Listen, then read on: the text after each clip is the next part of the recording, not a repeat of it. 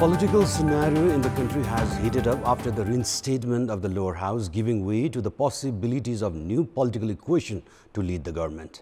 With the House session convening next week, both the factions of the ruling party are weighing different alternatives to be at the helm of the government. Good morning, I'm Amar Singh Pradhan and these are the top stories of the hour. Varying factions of Nepal Communist Party weighing various options to lead the government. Nepali Congress billed as game changer while Janta Samajwadi emerged as third force. Heightened transactions recorded in real estate market, increased remittance flow and reduced interest rate on loan boost the realtor market. US regulators formally approved the single-shot Johnson & Johnson coronavirus vaccine, the third jab to be authorized in the US. And Barcelona bring down high-flying Sevilla, cutting the deficit at the top of Spanish La Liga to 2 points, even as Atletico Madrid have 2 matches in hand. Both the factions of the ruling Nepal Communist Party have intensified political parleys to strike an equation to lead the new government. The main opposition, Nepali Congress, currently billed as game changer, is weighing both the factions, while Janta Samajwadi Party is fast emerging as the third force. More in this report. The first option will make Prime Minister KP Sharma Oli resign, paving way to the formation of a majority government from the ruling party itself. Some leaders in the ruling party firmly believe that the NCP is not in a position to afford a split, and therefore the best option would be to nominate a new Prime Minister from the party after forcing KP Sharma Oli to resign. The second option has a faction of the ruling party joining hands with lawmakers from the other faction and form the new government with support from Janta Samajwadi Party. If 15 to 20 lawmakers from Oli faction side with the Hal Nepal faction, they can form the government with the support of Samajwadi Party. The option will pave way to a coalition government with the Hal Nepal faction and main opposition Nepali Congress as partners. The only hindrance in this option is that the Hal Nepal faction needs to concede the government leadership to Nepali Congress. The fourth option can see the coming together of a faction of the ruling party with Nepali Congress and Samajwadi Party. Both the factions are looking for this alternative to lead the new government. Likewise, the fifth option will see a joint government with Oli faction and Nepali Congress as coalition partners. Political analysts have opined that Prime Minister KP Sharma Oli is heavily weighing this possibility and remaining in the government by offering leadership to Nepali Congress. The police administration has been accused of refusing to file victims' complaint, tampering with investigations and failing to cooperate with the victim, adding to rising public frustrations against the police administration in recent time.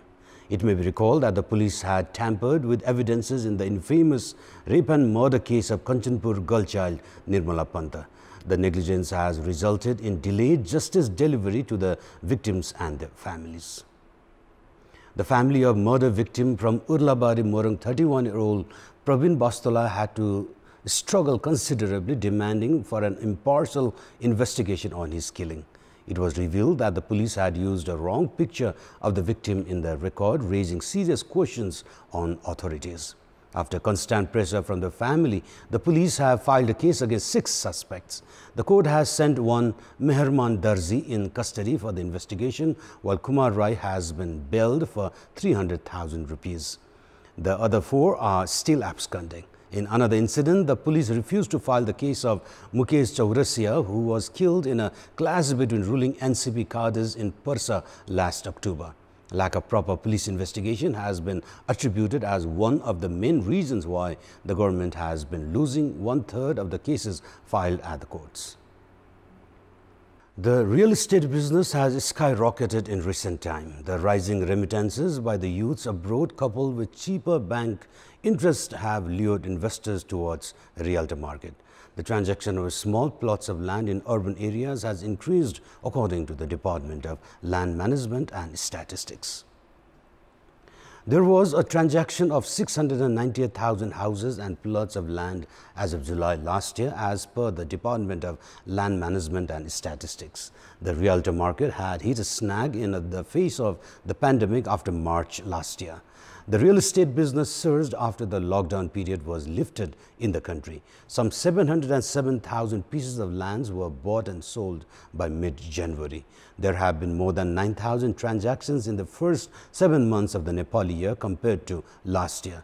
Meanwhile, despite the increase in the number of transactions, the revenue has not increased accordingly. Despite an increase in transaction record, revenue worth 13 billion rupees less has been collected this year. The revenue amounted to just over 28 billion rupees till July last year, whereas the revenue stands at little over 15 billion rupees this year. The average interest rate on loans in December last year was 11.94%, but now it has come down to 9.09%. as many clients have bought lands by taking bank loans. At the same time, the remittance flow too has increased by 11%, recording over 495 billion rupees, giving way to increased land transactions. In the last few years, the traditional resources have been sacrificed in the villages in the name of infrastructure development. And in this context, in our Public Voice segment, we had asked local residents in Rukum West, how can infrastructure development be achieved while preserving traditional heritages? Before we go for a short break, let's take a look at what they have to say.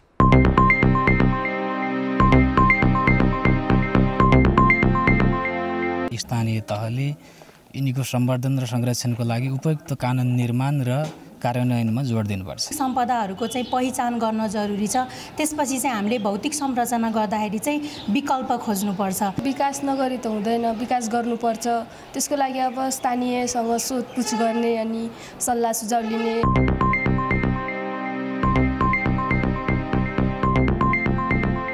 And it's now time for our segment Public Pulse, where it texts us with their opinion.